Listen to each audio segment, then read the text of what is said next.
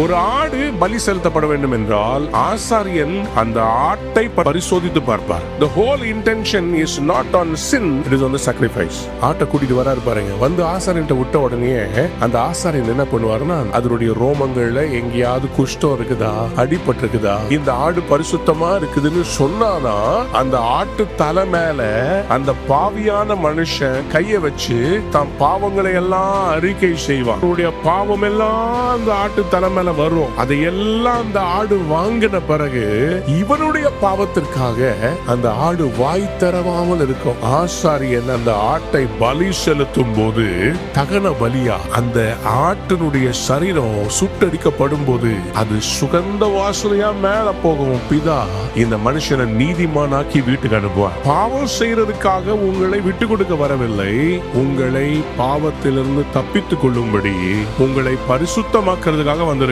நமக்காக பாவ நிவாரண பலியா மாறினதுனால அநேகர் நீதிமான்கள் ஆக்கப்பட்டிருக்கிறார்.